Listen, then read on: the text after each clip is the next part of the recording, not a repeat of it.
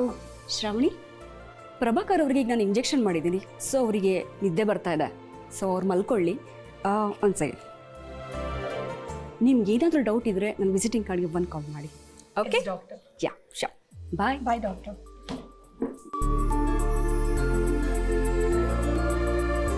ಅಕ್ಕ, ಮಾವಂಗೆ doctor injection ಕೊಟ್ಟಾದ್ಮೇಲೆ ಈಗ ಸ್ವಲ್ಪ ರೆಸ್ಟ್ ಮಾಡ್ತಾ ಇದ್ದಾರೆ. ಥ್ಯಾಂಕ್ ಗಾಡ್, ದೇವ್ರ ಥರ ಡಾಕ್ಟ್ರು ಬಂದರು. ದೊಡ್ಡಪ್ಪ ಹುಷಾರಾಗ್ತಾರೆ ಅನ್ನೋ ಭರವಸೆ ಹೆಚ್ಚಾಗ್ತಾ ಇದೆ. ಹೌದಕ್ಕ, ಅವ್ರು ಬೇಗ ಹುಷಾರಾದರೆ ಸಮಸ್ಯೆಗಳೆಲ್ಲ ಪರಿಹಾರ ಆಗುತ್ತೆ. ಕಳ್ಳರು ಯಾರು ಅಂತ ಇನ್ನೂ ಬೇಗ ಗೊತ್ತಾಗುತ್ತೆ.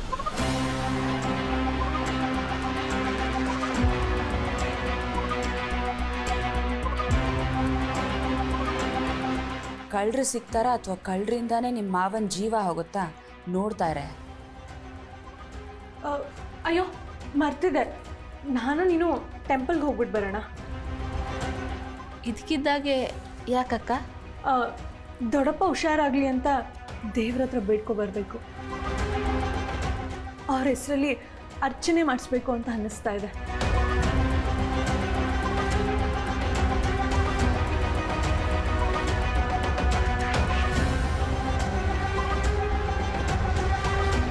ಅದಕ್ಕೇನಂತೆ ಅಕ್ಕ, ಹೊರಡೋಣ. ಒಂದು ಕೆಲಸ ಮಾಡೋಣ, ಈಗಲೇ ಹೊರಡೋಣ.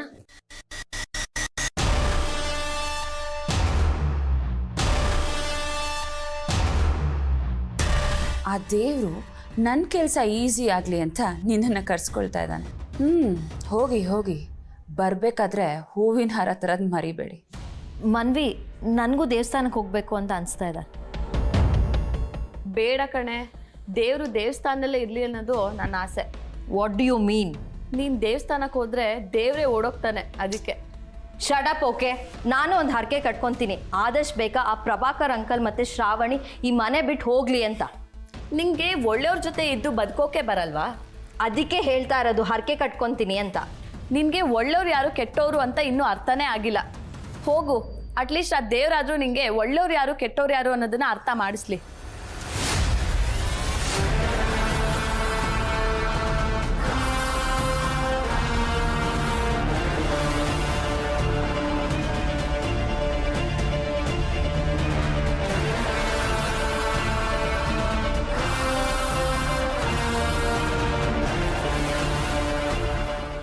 ಡಿಂಪಿ, ನೀನು ರೆಡಿನಾ? Yes madam.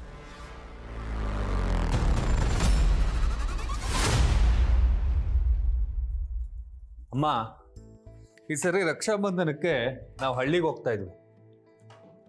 ಅದೇನೋ ವಿಶೇಷ ಅಲ್ಲಿಗೆ?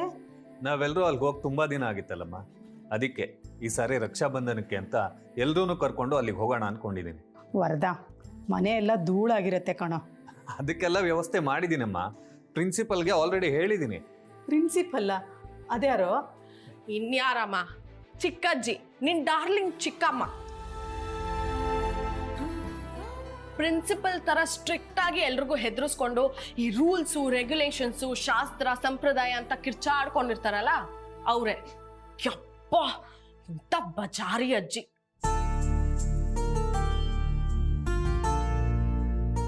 ಅವ್ರ ಮುಂದೆ ಈ ರೀತಿ ಮಾತಾಡು, ನಿನ್ ಕಿವಿ ಹಿಂಡ್ತಾರೆ ಅಷ್ಟೇ. ಎಲ್ಲ ಗೊತ್ತಲ್ಲಮ್ಮ, ನಿಶಿಗೂ ಅಜ್ಜಿಗೂ ಎಣ್ಣೆ ಸಿಗಕ್ಕಾಗಿದ್ದಾಗೆ. ಅದಕ್ಕೆ ಈ ನಿಶಿಗೆ ಸ್ವಲ್ಪ ಬುದ್ಧಿ ಹೇಳಿ ಅಂತಾನೆ ಅಲ್ಲಿ ಕರ್ಕೊಂಡು ಹೋಗ್ತಿರೋದು. ನೀನ್ ಆ ಉದ್ದೇಶ ಇಟ್ಕೊಂಡಿದ್ರೆ ನಾನು ಬರೋದೇ ಇಲ್ಲ ಅಣ್ಣ. ಬಂದಿಲ್ಲ ಅಂದ್ರೆ ಬಿಡೋರು ಯಾರು? ನಿನ್ ಕೈ ಕಾಲು ಕಟ್ಟಿ ಎತ್ತಾಕೊಂಡು ಹೋಗ್ತೀವಿ ಅಷ್ಟೇ. ಈ ಸರಿ ಏನಾದ್ರೂ ಆ ಅಜ್ಜಿ ರಿಸ್ಟ್ರಿಕ್ಷನ್ಸ್ ಹಾಕಿದ್ರೆ ಆ ಅಜ್ಜಿಗೆ ಒಂದು ಗತಿ ಕಾಣಿಸ್ತು. ಮೊದಲು ನಿನಗೆ ಚಿಕ್ಕಜ್ಜಿ ಗತಿ ಕಾಣಿಸ್ತಾ ಇರೋ ಥರ ಸರಿಯಾಗಿ ನಡ್ಕೋ.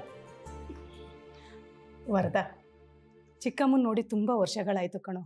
ಅವ್ರನ್ನ ನೋಡ್ಬೇಕಂತ ಆಸೆ ಆಗ್ತಿದೆ. ಆದರೆ ಏನಾದ್ರೆ ನಿನ್ಗೂ ಅವ್ರ ಜೊತೆ ಅನ್ಕಂಫರ್ಟಬಲ್ ತಾನೇ?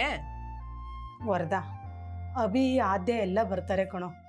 ಅದಕ್ಕೆ ಯಾಕೋ ನನಗೆ ಬೇಡ ಅನಿಸ್ತಿದೆ. ಇವಾಗ ನೀನ್ ಯಾಕೆ ಬೇಡ ಅಂತಿದ್ಯಾ? ಅಣ್ಣ, ನಾವೆಲ್ಲ ಅಲ್ಲಿಗೆ ಹೋಗೋಣ. ಆ ಅಜ್ಜಿ ಎಷ್ಟು ಇರಿಟೇಟ್ ಮಾಡಿದ್ರು ಪರವಾಗಿಲ್ಲ. ಅಮ್ಮ, ರಕ್ಷಾಬಂಧನ ಆಚರಿಸಕ್ಕೆ ಹೋಗ್ತಾ ಇರೋದು ಏನು ತಪ್ಪಿದೆ? ಅಜ್ಜಿ ಇನ್ನೂ ಖುಷಿ ಪಡ್ತಾರಮ್ಮ. ನೀನು ಟೆನ್ಷನ್ ಮಾಡ್ಕೋಬೇಡ. ಚಿಕ್ಕಜ್ಜಿಗೆ ನಾನೆಲ್ಲ ಅರ್ಥ ಮಾಡಿಸ್ತೀನಿ. ಚಿಕ್ಕಜ್ಜಿ ವಿಷಯಕ್ಕೆ ಅಲ್ಲ ಕಣೋ ನಾನು ಬೇಡ ಅಂತಿರೋದು. ಮತ್ತೆ ಎರಡು ಕುಟುಂಬದವರು ಒಂದು ಸಂಭ್ರಮಕ್ಕೆ ಅಂತ ಸೇರಿದಾಗಲೇ ಏನಾದರೂ ಒಂದು ಅನಾಹುತ ಆಗುತ್ತೆ. ಅಮ್ಮ, ನೀನು ಆ ಭ್ರಮೆಯಿಂದ ಹೊರಗಡೆ ಬಾ. ಎಲ್ಲರೂ ಸೇರಿದಾಗ ಸಂತೋಷ ಹೆಚ್ಚಾಗಬೇಕು, ಆತಂಕ ಅಲ್ಲ. ನಾನೆಲ್ಲ ನೋಡ್ಕೊಳ್ತೀನಿ, ನೀನು ಬಾಮ್ಮ ಬಾ.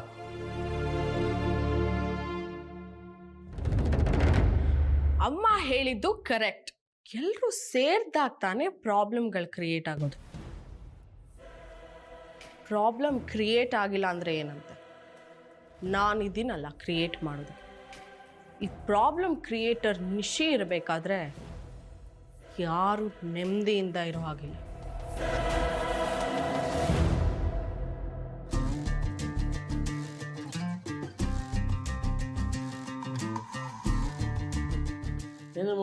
ಏನು ಮಾಡ್ತಾ ಇದೀಯಾ? ಆನ್ಲೈನ್ ಶಾಪ್ ಮಾಡ್ತಿದ್ದೆ ಅಂಕಲ್. ನೀವೇನು ಆಫೀಸ್ಗೆ ಹೋಗಿಲ್ವಾ? ನಂದಾಗಿ ಇಲ್ಲಿ ಹಿಂದೇಳು. ಅಲ್ಲ, ಹೊರಗಡೆ ಹೋಗಿ ಶಾಪಿಂಗ್ ಮಾಡೋದು ಬಿಟ್ಟು ನೀನು ಫೋನಲ್ಲೆಲ್ಲ ಮಾಡ್ತಾ ಇದೆಯಲ್ಲ. ಹೊರಗಡೆ ಹೋಗೋದಕ್ಕೆ ಬೋರ್ ಅಂಕಲ್. ಅದು ಅಲ್ಲದೆ ಹೊರಗಡೆ ತುಂಬ ಮಳೆ ಬೇರೆ. ಈ ಮಳೆಲಿ ಹೊರಗಡೆ ಹೋಗೋದಕ್ಕೆ ತುಂಬ ಇರಿಟೇಷನ್ ಆಗುತ್ತೆ.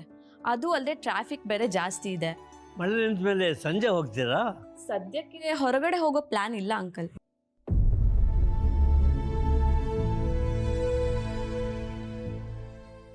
ಅದು ತನ್ವಿ ಮನ್ವಿ ಜೊತೆ ಶಾಪಿಂಗ್ ಹೋಗ್ಬೇಕಿತ್ತು, ಅದಕ್ಕೆ ಇಲ್ಲಿಗೆ ಬಂದೆ.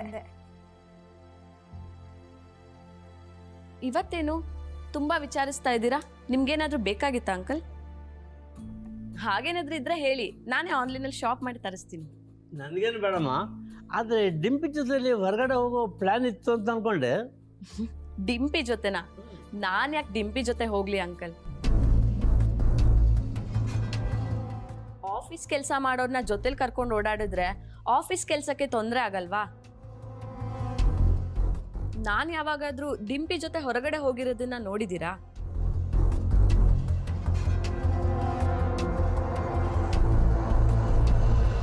ಇದನ್ನ ಯಾರು ಹೇಳಿದ್ದು? ಡಿಂಪಿನೇ ಹೇಳಿದ್ಲಾ? ಅದು ಡಿಂಪಿ ಏನೋ ಕೆಲಸ ಇದೆ ಅಂತ ಹೇಳಿದ್ಲಮ್ಮ. ನೀವೇನಾದ್ರೂ ಹುಡುಗಿರು ಅವಳನ್ನ ಹೊರಗೆ ಕರ್ಕೊಂಡು ಹೋಗ್ತಿರ್ಬೋದು ಅಂತ ಕೇಳಿದೆ. ಮೋಸ್ಟ್ಲಿ ಅವಳು ಆಫೀಸ್ ಕೆಲಸದ ಬಗ್ಗೆ ಹೇಳಿದ್ಲು ಅಂತ ಕಾಣಿಸುತ್ತೆ. ಪರವಾಗಿಲ್ಲ ಬಿಡಮ್ಮ, ನೀನು ಆನ್ಲೈನಲ್ಲಿ ಶಾಪಿಂಗ್ ಮಾಡಮ್ಮ. ಡಿಂಪಿ ಯಾಕೆ ಏನಾದ್ರು ಸುಳ್ಳು ಹೇಳಿದ್ಲು? ಯಾವತ್ತೂ ರೀತಿ ಮಾಡಿದವಳಲ್ಲ. ಹಾಂ, ಸಮಥಿಂಗ್ ರಾಂಗ್.